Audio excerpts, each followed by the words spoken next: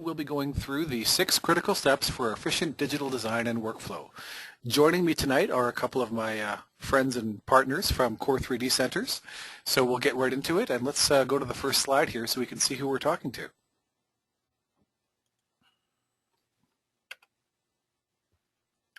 And if my slide would change, there we go. I think we're a step ahead. Pardon me. So again, there's a so just to lay out the GoToWebinar application, how it all works, you'll notice on the right-hand side of your screen, or left-hand, depending on how you're set up, if you're in North America or Australia, I suppose, you'll see that there's a GoToWebinar panel that lets you interact with the presenters tonight. So go ahead and enter your if you have any questions or questions or anything else for the panelists, there is a question and answer field on the on that GoToWebinar panel. Go ahead and enter your questions as we go through the presentation. We'll answer some as we go through, and in some cases we will answer them at the end of the presentation. Now, I have one person who's actually sent a question saying they can't hear anything right now. So if I was to give them instructions over the audio, that wouldn't be much help. So I'm going to ask one of my assistants if they can respond to that person and help them get their audio up and running. Now, I've just opened the microphones for my my co-presenters tonight. So again, I'm at the top of the screen there. My name is Mark Eyre. I'm the Director of Customer Operations here at Bright Squid Dental Link. And now I'll, Mark and Dan, if you two would like to introduce yourselves, then we'll get into the agenda for tonight. Mark, you go first since you're the next photo there. All right. I'm Mark Ferguson. I'm the Digital Solutions Integrator here at Core 3D Centers out of Las Vegas. And I'm Dan Allemeier, Territory Sales and Marketing Manager for Core 3D Centers, based actually just outside Philadelphia. So we're spread around a little bit, but looking forward to this evening. Go ahead, Mark.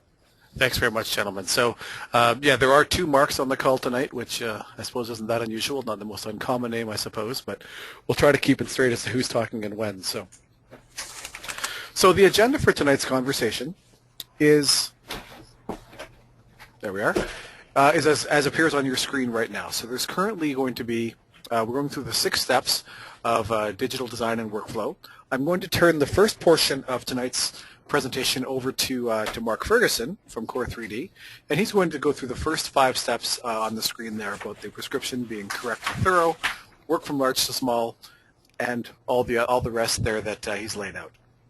So, Mark, I'm going to go to the first slide of your presentation here right now, and I'll let you get started. Okay, great. Thank you, Mark. Thank you, everybody, for attending tonight. I chose these particular steps because these are kind of what we're seeing on our support side as kind of common errors that we're getting, where people can be halfway or fully through a design in 3Shape, and suddenly they're calling us wondering why isn't something happening the way they expected. So the first slide is to enter the prescription correctly. Obviously, with all of us working with dentists, you know, we've all seen the prescriptions, just call me, or incomplete prescriptions. Unfortunately, you cannot call the computer. You have to put in everything from the beginning correctly. Otherwise, you're going to be missing information that you need later on, or some other error could occur. So the next basic design will come up next, which is to work from large to small.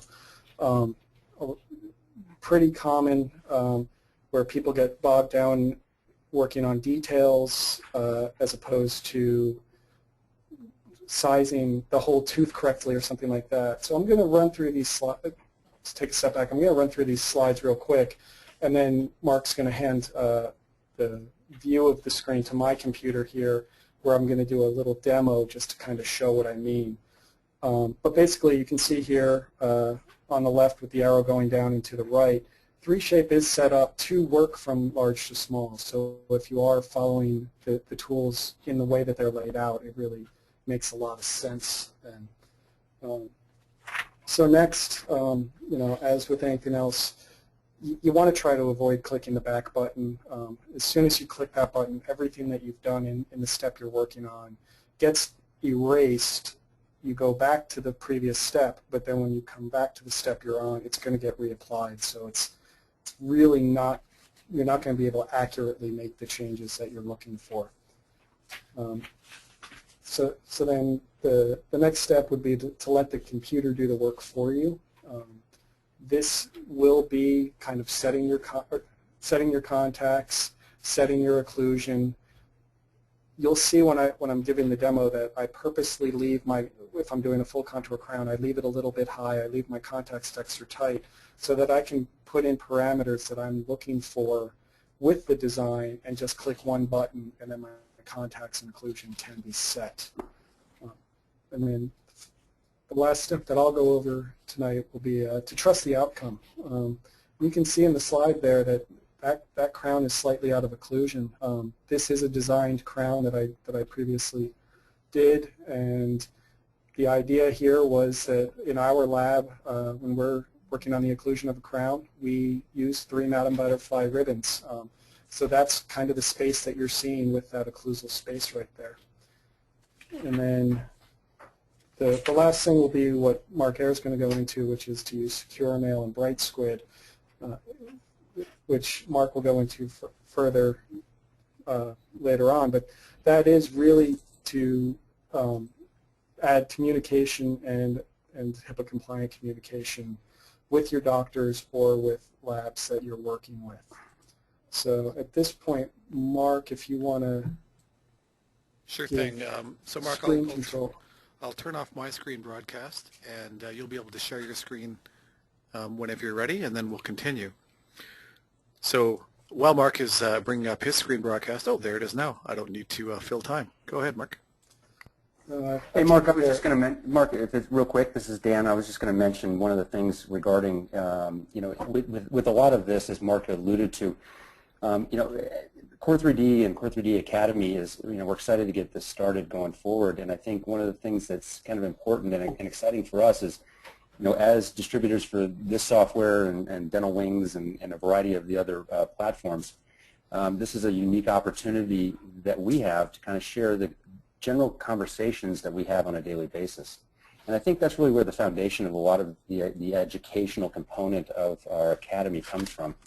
So I think, you know, again, it's fun to sit and talk to Mark a lot because, you know, we get some really good interaction, and he has a lot of good interaction with, you know, all of our clients, and we can kind of really see where the problems are. And based upon that and his experience, you know, we've had a nice time putting together this presentation and other ones that we have coming up. So. Thank you, Dan. So as Dan was talking, you can see I did type in a last and a first name in the patient information. This filling out all these areas will really help you organize your cases, and if you ever need to look back as to what happened with a case in conversation with a doctor, you can use some search options, and the more information you filled out, the easier it is to use those. So first thing obviously would be like selecting a tooth, and you can see as soon as I clicked anatomy, we did get the antagonist model and the sectioned neighborhood scan came up. Now that's great when you're doing a full contour crown, but if we were to have selected a framework, these also would have come up. Now I don't know about your labs, but our lab, we're always kind of fighting for space with our doctors, trying to get them to give us a little bit more occlusal clearance. So some of those, if you're doing a simple coping, you may need to change it back to the antagonist to none. You may not need to do the full arch scan, and you may be able to just get away with scanning a die. It really stresses the point that you want to examine your cases and what is actually needed before you start the case. One of the things we've seen a lot of is where labs are training people who aren't dental technicians to do scanning. That also leaves that person who's not trained into filling out the order form, which if they don't know what they're looking for, somebody should give them specific instructions of, on these, just scan the die. On these, we need the whole model. We're going to need to do a build-up or what have you, whatever information is needed. Now, the other side of this, I'm going to clear this all away, is if we're doing, say, a 6 or an 8 unit case, sometimes in labs we're hoping to have a diagnostic wax up. And if we can have that diagnostic wax up and we can enter it in as a pre-preparation scan, that just gives us more data to use as we're designing the final restorations. So knowing what each one of these buttons, so pre-preparation scan, for those of you who don't know, is a secondary model to add information as you're designing a case. And during the scanning process, you'll be able to 1 or 3 point align this, so you'll have varying translucency levels of the pre-preparation scan versus your prep scan and your active item to really fill it in and make sure you're giving enough space if it's a framework and also enough support in those cases as well. The second button here, which would be the double preparation / wax ups option, that would be something like a soft tissue where you're using the same exact model, but you're getting additional information that you want that may cover up in like a margin or something like that. I very rarely use a double preparation scan because the scanning technique for that is a little bit more temperamental. You have to make sure your model doesn't move, things like that, as you take the extra information off the model. So going further, I already set up this case and brought in some scan data. So and this is going to be a 3-unit full contour bridge if it comes up, and here it goes. So you can trust me that I did enter the information correctly on this. Can we? I hope so. So maybe I didn't do this fully correct, but there we go. So insertion direction, anybody who's used 3Shape has gone through this before. The one thing here, and this will help avoid clicking the back button later, is to press enter, or if you're using your mouse, hit that done button. This gives you a view of your insertion axis. Any of those red areas are in undercut. So we can see actually right here, the computer proposed me an insertion axis that's going to have an open margin. We then would have to manually adjust that to get that area of the die closed. Now we can look around and we can see that there is no red going through the margin, so we're okay to move on to the next step. Margin line, pretty self-explanatory. We've all done this, whether manually or digitally, enough times. Hopefully everybody can do a margin line.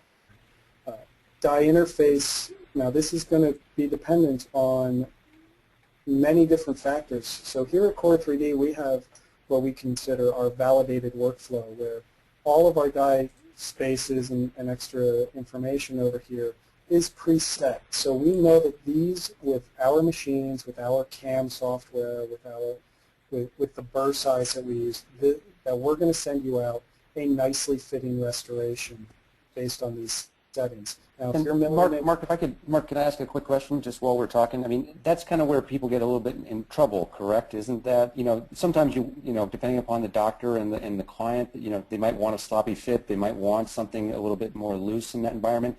Yeah, messing around with that environment specifically is a lot of times where we get a lot of calls and we have to go back and kind of figure out what happened, correct? That is absolutely true, Dan. Doctor-specific settings are an option here. Certainly if you have a doctor that wants a looser fit, the idea is that you can add a little extra cement gap. Generally, you don't want to change the cement gap in that area. The fit comes more from the extra cement gap, which is where the actual cement goes. The cement gap is closer to the margin, which is really the area where you want to be sealing to the die. So, yeah. Okay. This particular case,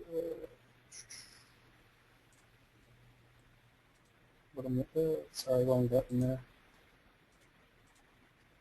You can obviously, the first thing we're going to do is we're going to find an anatomy library that works with this case. And unfortunately, this case is not the most attractive case, but we'll find some stuff that works for us. And so as you can see, I'm working from large to small, and I'm working with all three units, sizing them in the space that we have, putting the units over the dies, lining up. At this point, my goal is to line up marginal ridges. And now I can look and see, all right, well, my cuspid's a little bit too big. I'm going to, general sizing, I'm all right. I'm just going to now go to my individual sizing and work on one tooth at a time to make sure that I'm covering up the preps properly. That the total size for each particular unit works with this particular case. I'm not worried about this show through. Later on, we will be enforcing the minimum thickness on this case, so I can adjust my line angles a little bit. But the big thing here is that I am working on a tooth as a whole as opposed to one particular cusp or one particular line angle. Now I'm going to go to my morphing tool where if I need to work on a cusp and maybe make one longer, maybe make one a little shorter, at this point I can also pull up and see where I'm going to be fighting for space. And you'll notice the red lines there, for those of you who aren't familiar, that is where I'm in occlusion with the opposing arch. So now I can get it relatively set up. View.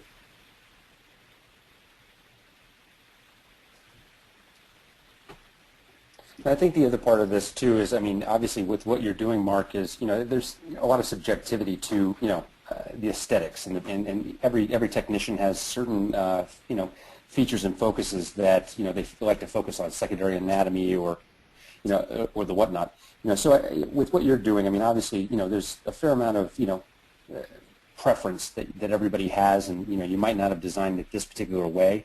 But really understanding kind of the big to small components and where we are with this whole thing, I think is really the focus of this particular, you know, component. And, you know, going forward, you know, we can certainly go into more detail in another time with regards to you know, the details of every case.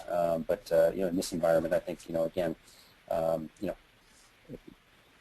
the whole focus being, you know, working that large to small makes the most sense. Right. And so while Dan was, well, excuse me, while Dan was talking, I switched over from Smile Composer to the Sculpt toolkit. Now, Smile Composer, none of the restorations were actually attached to the dies at that point, so you had a lot more versatility with what you were able to do. You wouldn't get any weird twisting or anything else with your crown. So now that I'm in the Sculpt toolkit, what I want to show you here is this first tool. This is actually a tool from Smile Composer. If we go back, it's the same tool as my individual transformations. The morphing tool was also a tool that I was able to use in this Sculpt toolkit. So a lot of times these two tools, which are still the bigger tools, can be skipped. And so you can go straight to your wax knife, which you can start to work on smaller details, whether it be straightening up a line angle or filling in the cusp. Working down the buckle corridor, now I can see, you know, my buckle is a little bit over contoured. I can kind of pull that in. And as I'm using these tools, I'm always working with the line angle to try and make sure that everything appears to be moving in the right direction. And of course, always looking at it just as if I was manually waxing this case from many, many different angles. The one thing that you can find is everything can look good from one angle, whether it be an occlusal view, a buckle view, but then the minute you change what angle you're looking at, something's not going to look right. And how do you accommodate that? And of course, this is a really ugly case. So sorry about that. Who's aesthetically minded. But now I'll go back. So I've done my minor details, and I'm not going to do any attachments or frame cuts. I'm going to go to my operations and parameters. At this point, I'm going to set my contacts. So I'm going to set my contact. You can see it kind of just moved right off that adjacent tube. And if I see something where it wrapped over like that, I can just do a minor little fix like that. I'm going to set my occlusion. Of course, in this tube, better have plenty of space. I'm going to set my minimum thickness. This is the one time I'm not going to work from top to bottom. I'm going to work from bottom to top. So I'm going to set my contacts, my occlusion, and the last thing I'm going to do is set my minimum thickness, because I don't want to violate my minimum thickness by moving things out of occlusion the way I would like to see them. And I'll just go through same thing for each of the different teeth. This particular one, it's a full contour conic. I'm going to click one button, and I'm going to be basically resting on the tissue. Apparently earlier, I took it too far off the tissue, so I'll show you how that works. So you can see with the red, we're now in contact with the tissue. So you can take that off the tissue. And now I can trust that I am 0.1 millimeters off the tissue. So once again, this goes back to case planning that I talked about earlier, where you want to already have adjusted your conic site if that's the type of a case you're working on. Now here we're going to go to this last bicuspid, set my contacts, set my occlusion, and set my minimum thickness. You can see after I set my occlusion, we got a little bit of bump coming back up based on minimum thickness. And of course, being a technician, you see something you don't like, and so I'm trying to fix it. You wacky technicians. Always. Can't you just make it work? Yeah, there definitely is a place for that as well. As I click next, the one thing you will see is I didn't have to work on my connectors. That's another little added bonus that you guys will get tonight is obviously when you're working on full contour units, don't try and fit a connector in there. Just overlap your teeth a little bit and that's where you're going to get your connector strength from. Now, if you need a little bit of extra connector, now that you can see now I can work on all three units at the same time. So if I want to add a little extra strength, I can just smooth that out a little bit and make it so it's not quite as deep. And that's going to add quite a bit of strength to our final bridge. And of course. So in terms of designing, that's an ideal workflow, going from large units to small units. And of course, we're going to send this over to Core 3D in Vegas and let them mill it. And normally we'll just press send and save the production guys from seeing something come up on their side that they don't want to know. You don't want to give Drew a hard time at about 5 a.m.? Well, I do, but... Fair enough. So I think with that, I'm going to hand it over to Mark Eyre to discuss a little bit on Bright Squid. And then at the end we can take some questions going back to anything that you saw here or what have you. Thanks very much, Mark. I'll take the screen control back from you now and start broadcasting from my side. Once that comes up, then what I'm going to do is very similar to what Mark Ferguson has just done, which is demonstrate the, I have a couple of slides that I'll show as well, and then I'll be actually demonstrating Bright Squid's secure mail and the features and the benefits that are offered through our solution. So in just 1 second here, you should be seeing my screen. And let me get started with my slides before I go into the live demo.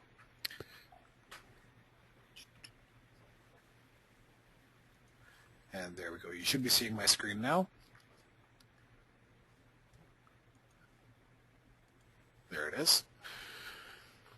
So we just finished with the Core 3D Center demo. So I have a couple of slides that I wanted to go through before I go into my live demonstration and I start talking about all the great things that we can do for dental professionals these days. So to start with, a couple of things to point out about Secure Mail and how we work and what we do. Secure Mail, as you can see on your screen, is the compliant messaging system specific for all dental professionals to easily and safely share private patient information. All that is sort of a long way of saying it's a good way to share information in a HIPAA compliant way. Now, I'm not going to spend too much time talking about HIPAA compliance today.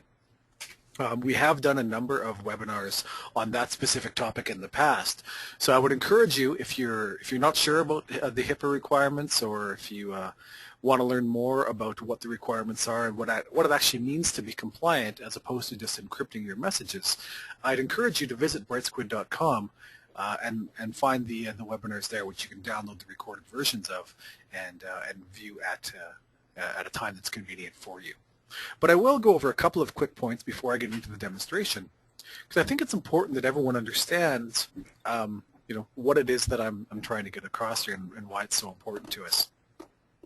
And really, put quite simply, it all comes down to that basic doctor-patient confidentiality, which is not a new concept. Of course, it's been around since the days of Hippocrates. However, in the digital world, it's a little confusing to some people.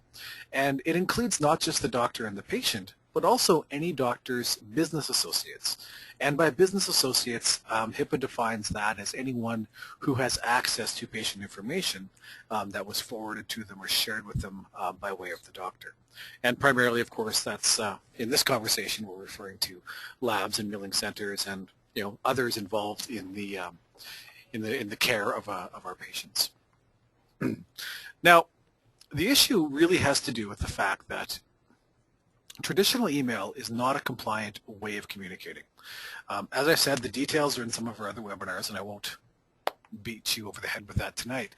But long story short, any traditional email system is not up to snuff when it comes to protecting that private health information.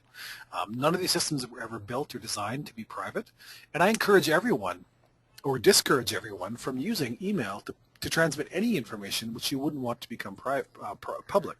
So not just patient data, but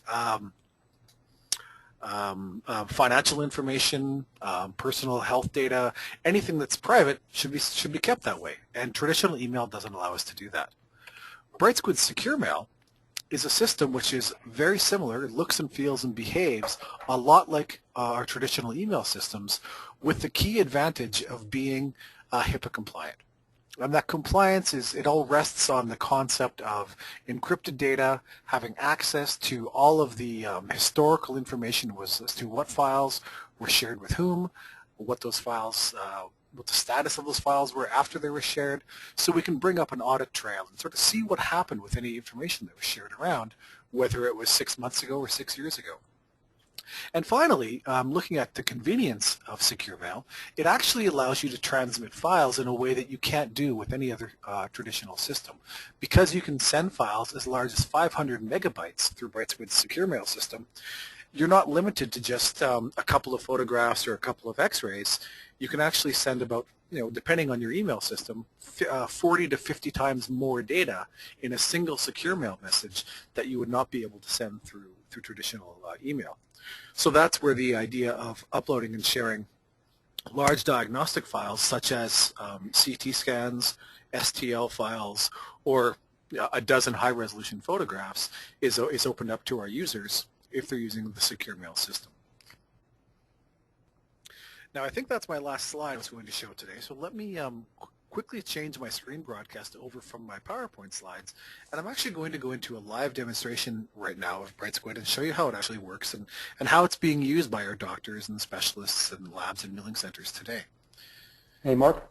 Yes, do you have a question? Yeah, Yeah, I was just going to mention, I mean, one of the things that we utilize it a lot for design approval process. So when in the event that laboratories out there are not digital and they send us traditional models, when Mark Ferguson does a design, we'll actually invite the laboratory to go to secure mail to actually review our designs. So we find that extremely useful, obviously, in being HIPAA compliant and secure. That's paramount. But one of the other things that we actually use it for, and this has helped me out quite a bit, was really actually from our HR department. I live in Philadelphia. I'm not at the actual location, so even in documentation, whether it be reports that are provided or just general HR documents. It's another secure environment that way. So, we've utilized it in some of the ways you've mentioned, and find it extremely beneficial. That's a really good point, Dan, and it's sometimes surprising to me, or a good reminder to me, that I'll often show an example of how you might use the secure mail system to share patient data, and then when I go out and I talk to other users, I find out that they're using it an entirely different way that I had never imagined. So it's actually fun to see those different use cases being put in place and implemented by users like yourself. So I've started my screen broadcast back up, so you should now be seeing my my Firefox browser. Now, a couple of things to point out about Secure Mail is that it's entirely web-based. There's never any software to download or install.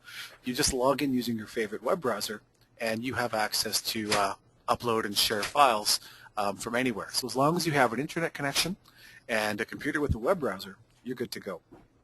Oh, and before I continue, I'll also remind everyone that we will be answering questions at the end of the formal presentations tonight. So we have a couple in the queue already, which I'll get to in just a few minutes. But go ahead, and if you have any questions now, go ahead and type them in there, and we'll try to get to as many as we can before the presentation ends tonight. So, as I was saying, right now I'm looking at my inbox. Now I'm logged in as myself. This handsome fellow in the upper left-hand corner is my stand-in. And what I'm going to do is, from my Secure Mail inbox, I'm going to send a message in the way that Dan described, where I'm going to send an abutment design off to a lab technician that I'm working with, so that we can make sure that it's the way it should be. So we're looking for approvals. So I'll click on Compose, and you're going to notice that this looks and feels and behaves almost entirely like a traditional email system. But keep in mind that the underlying technology in the background is quite a bit different. Now I'm composing my message, and you see I've just typed in my colleague's first couple letters of his name, and there's Edward's picture. So when I address the message, I'm getting a little bit of a double verification that I've actually got the right person here, because not only do I have Mr. Engel's name and his practice name, but also his photograph appears to me there. And I find this to be a really useful tool to me personally, because I'm notorious for addressing emails to the wrong person. I must know half a dozen people named Mark, another dozen named Andrew, and it's not hard, or it's too easy, I should say, to address an email to the wrong Mark or the wrong Andrew or something like that. And that's embarrassing when you send an email to the wrong person, but it's potentially litigious if you send patient information to the wrong person. So having that extra little visual clue there of Mr. Engel's photograph helps me to stop making those kinds of mistakes. Now, continuing on, of course, I'm going to type the subject line for this message, and we'll call this patient, oops, of course I make a mistake, we'll call it Mr. Smith, and then I can upload and attach all the files that I need to send over. Now in this example, I have a couple of STL files that I'm sending over for approval, so I'll just drag and drop those from my computer directly into the Secure Mail interface. And while those files are uploading, you'll notice that the one file I'm uploading right now is almost 5 megabytes. So I'm sending a lot more data than I would through traditional mail. And they're already done uploading, I can't even show you that. I was going to type the message while they're uploading and finish in a photo finish. It would have been fantastic. But instead, I'll just type the message now. So here are the files. Please approve. And click send. So now what happens, as I've mentioned a couple of times already, Secure Mail is separate from our traditional email systems, but we still work within that email ecosystem for notifying users when they receive a message. So what I mean is, when I sent this message through Secure Mail, a notification goes to my traditional email inbox that says, someone has sent you a new secure message, click here to check that information. So in that way, we're not expecting our users to log into Secure Mail every 15 minutes to look for more information. Their iPhone or their Android device will still buzz or bing or whatever in their pocket, and they can quickly see when they have messages that require their attention.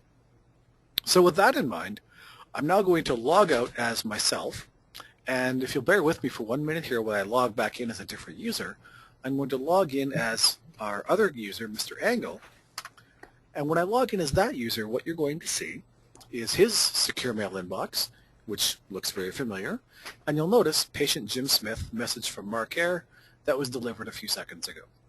And I open this message up, and again, looks a lot like our traditional email system, where I can now see that I have the note from Mark, and all of the attached files that are available to me. Now, of course, you would expect I can download these files and view them in whatever viewer I might have on my computer. But we felt that we can go a step further. And what we've provided is a 3D viewer built directly into the web-based interface that allows our users to view and manipulate 3D files without having to install any special software. I don't know that every general dentist or every user in the world has access to 3D software, so by building the 3D viewer directly into Secure Mail, as you can see now I'm not sure how fast the screen broadcast is over this GoToWebinar system, but I can very smoothly rotate and move this around. I can fade out various components to get a good look at the abutment in this example. All of this is happening entirely within the web browser. So there's no additional software to download. I don't have to go looking around the internet trying to find some 3D viewers. We can quickly view this right within the web interface. So now, once I take a good look at this, it all looks good to me. I'll pop out of the viewer and send a quick reply back to Mark, letting him know that this is exactly the design that I want. I don't need any extra changes, and everything's going to be wonderful.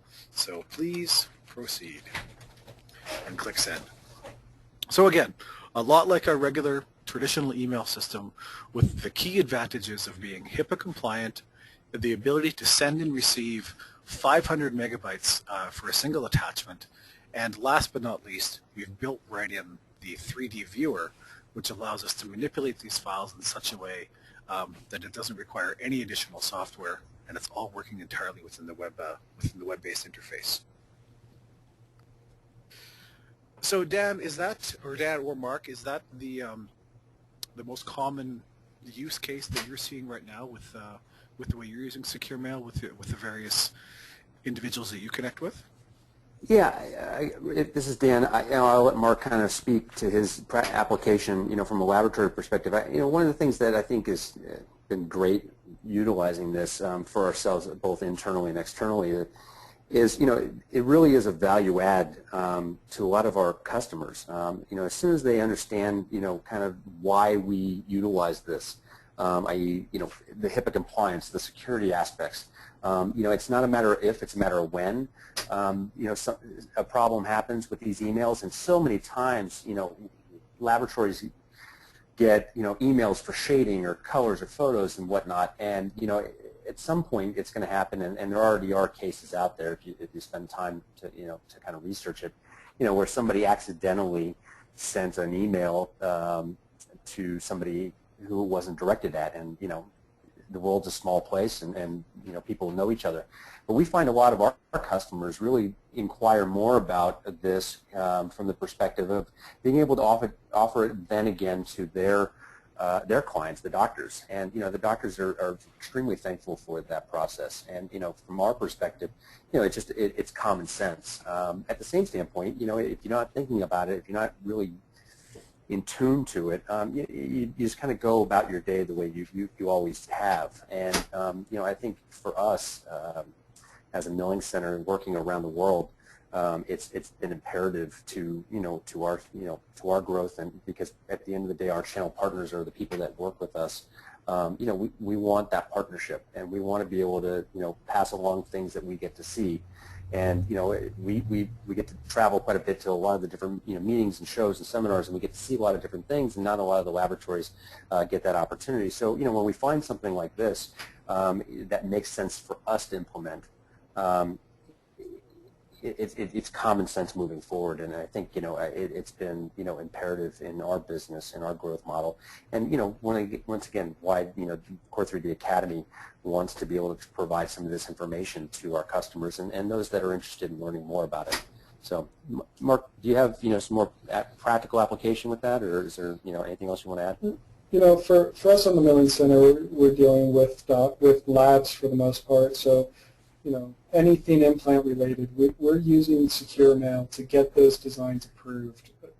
With anything custom implant related, the cost of a mismill or a misdesign or something like that is just too great, not only in terms of financially, but also in terms of time, because we're all sensitive to the timed nature of what we're doing.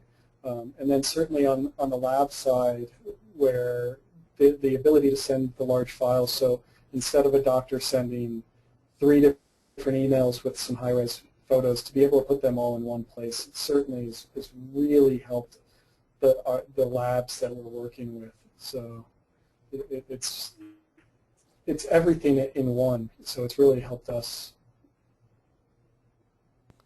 Yeah, thanks a lot, Mark and Dan. Those are some really good points. The scenario you just described there, Mark, where the high-resolution photographs are sent one email after another. We work quite closely with a lot of labs, and one of the lab managers from an aesthetic lab that I know quite well, he was just overjoyed when he saw that you could attach 24 high-resolution photographs to a single Secure Mail, because it was not uncommon for him to get regular emails from his doctors, and there'd be 12 emails in a row or 15 emails in a row, each with one photograph attached to it. And every email was labeled Patient Jim Smith, photo 1 of 12, Patient Jim Smith, photo 2 of 12. So essentially 12 HIPAA violations in a row, to put it another way. So the ability to attach all that stuff in one shot has been paramount, especially to the labs and anyone else working in aesthetic dentistry. So I've brought back up my PowerPoint slides. I have a couple more things about BrightSquid that I wanted to present here really quickly. We've been selling BrightSquid Secure Mail for a couple of years now. We currently have customers in 10 different countries around the world, not just the USA and Canada, but also places like Europe, the UK, Japan, Australia, etc. And there's a couple of customer stories on my screen right now. I'm not going to read you every word on my PowerPoint, but you'll see that some comments like the easiest way to share patient information works just like email. If you need to share patient data safely, BrightSquid does. So that's a little bit about us. So I seem to be losing my voice tonight. And if you're interested in finding out more about BrightSquid and the company and our products, we've recently been getting quite a bit of ink in the dental press, if I can use that phrase. And if you're interested, all of these stories about BrightSquid and our products are all linked off of our website at brightsquid.com. So I'd encourage you to check into those and see and hear what people have been saying about us in the marketplace. So the way BrightSquid Secure Mail works, if you're still watching my screen, you'll notice that the Secure Mail components that I showed you today is a subscription-based service that is typically it's $39.99 per month that gives you your access to use Secure Mail and the ability to invite your colleagues at no extra charge.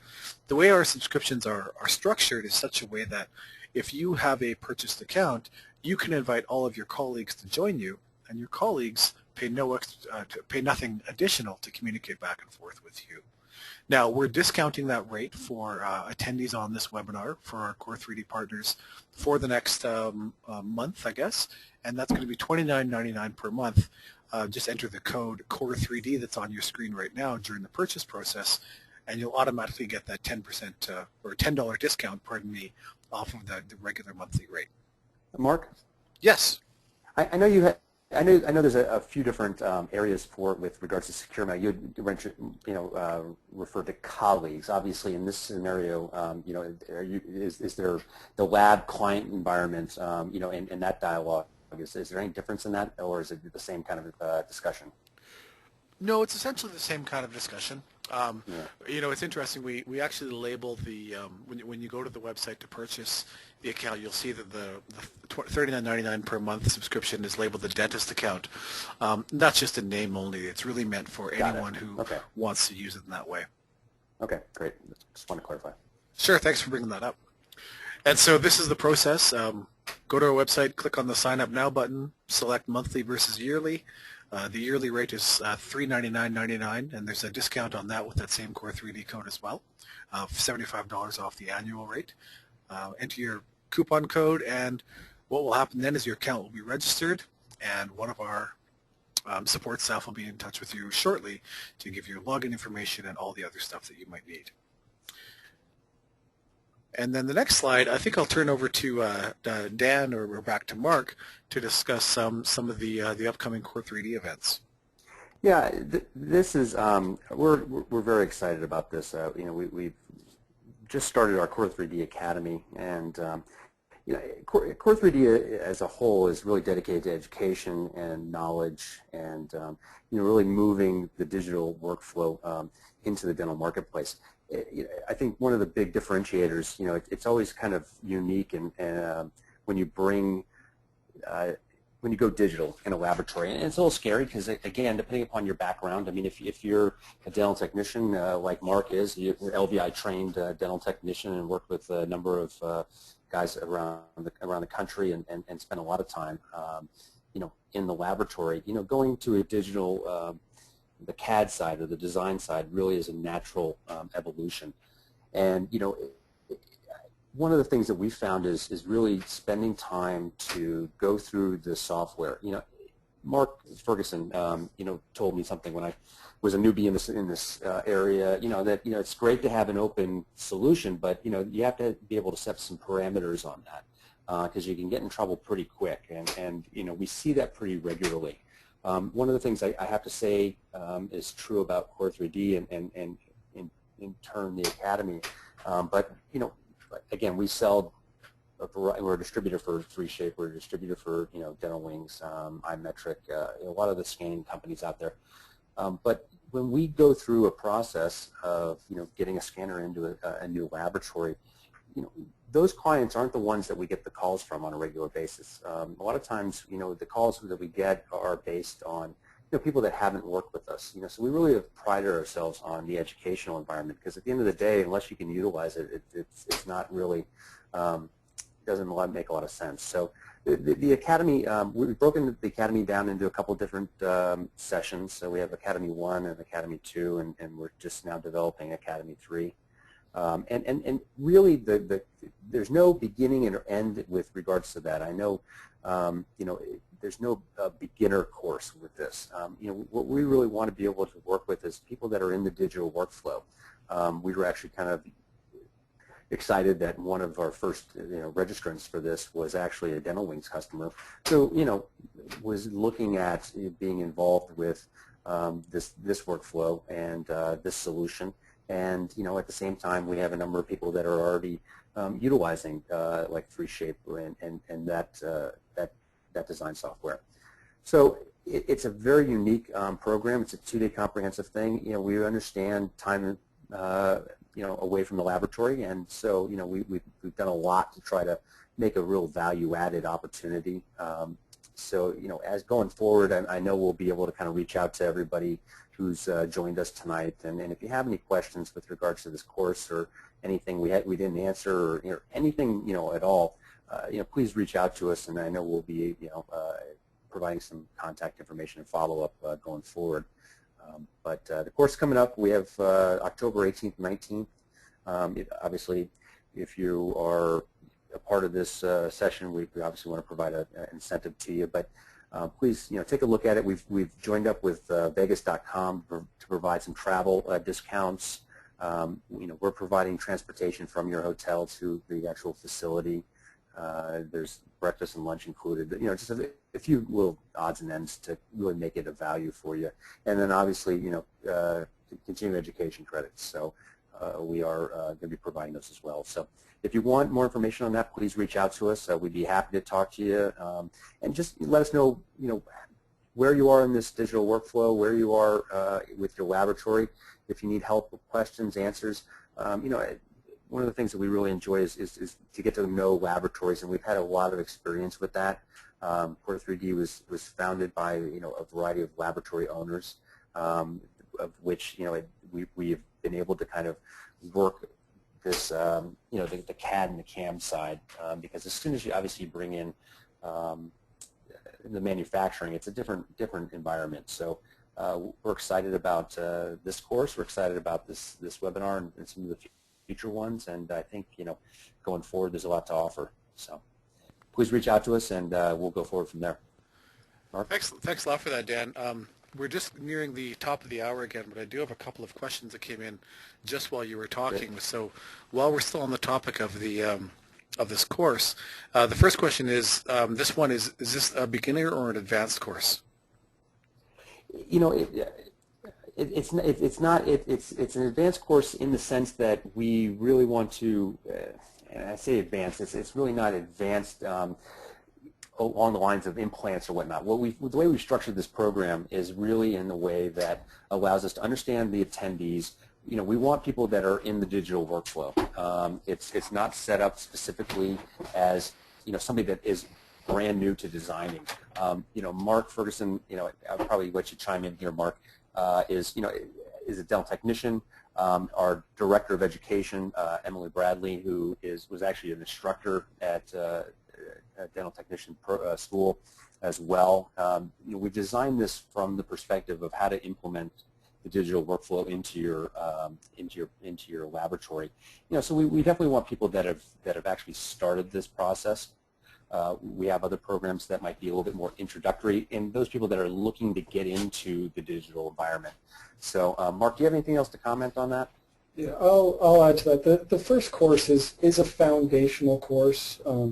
The idea is that we've seen a lot of labs out there that have already started to develop some counterproductive habits, to put it nicely, and regardless of what type of case you're working on in the 3Shape environment, the tools are the same. So what we want to do is introduce people to the tools that are available to them and show them the proper way to implement those tools for production. The idea of working in a CAD/CAM environment is certainly to increase production. I saw it in several labs where people were able to triple the amount of work they're able to do in a day, and that's really where we want to step in and help to move somebody who's doing, say, 10 to 15 units a day to doing 30 to 45 units a day, and following these foundational steps that we'll be teaching in Academy 1. That's going to be the start of that process for them. All right, great. And as I said, we're coming up to the top of the hour, so I'm just going to give you guys 30 seconds to quickly touch on this question. I understand that there is a raffle for a discounted rate for the upcoming event. Yeah, so I'll take that. Yeah, so I mean, obviously there's people that register and the people that attend. So it's unfair to anybody that just decided to register and not attend. So at the end of this, what we'll be doing is we'll go ahead and do a raffle, and we'll be contacting the winner of that and providing that. I believe it's the actual course tuition free of charge going forward. But we'll be reaching out to you guys directly as soon as this is over with. So those of you that chimed in, and we thank you for that, hopefully there'll be a benefit to you there. Great, thanks. And I've just got two quick questions. I'm going to try to combine them into one regarding secure mail. So I'm going to ask and answer myself this question. The questions, to summarize, is does secure mail have a limit on the messages that I can send? And can I use this for case approvals with dentists? So regarding the limits, with that purchased account, there's actually no limit to the amount of data you can transmit through secure mail. Plus, we store all that data for the long term. As I mentioned when I was talking about the audit trail and the tracking of information, everything that's uploaded to BrightSquid is maintained and stored there for the legal amount of time in most jurisdictions, which I believe is 7 to 10 years. And can you use secure mail to send case approvals to a dentist? Absolutely. As Dan said, you can use secure mail for just about any secure message you want to send, whether it's to a dentist for a case approval, or if it's to your HR person because your expense report needs to be sent and there's credit card data in there. So there's a lot of different ways you can use secure mail. And that, I think, brings us to the top of the hour. We thank everyone again. I'm going to turn this back over to Mark and Dan for the last word here in just a minute. But before I go, I wanted to again thank everyone for joining us. If you do have any other questions about BrightSquid or Secure Mail, you can contact us through www.brightsquid.com. And thanks again. Over to you, Dan. No, thank you, everybody. I appreciate your time. We're excited to get the educational foundation really rolling, and this is kind of one of the initial kickoff opportunities. I really think, obviously utilizing, your resources and your partners, build your business, and, finding out information and asking around and talking to, your vendors and your partners really makes a big difference, and we'd like to be able to do more of that with you. So if there's any questions that you have for us, please reach out to us. We'd be happy to answer, and if you have any questions individually or, want some more information, we have a variety of, quite a bit of content. So we look forward to those interactions, and I hope you guys have a wonderful evening. Mark, you got anything? Nope, just thank you all for attending. It was a pleasure to talk to you. Great. All right, thanks very much, everybody. And with that, our webinar will now end. Thanks again for your time and attention. Have a good evening.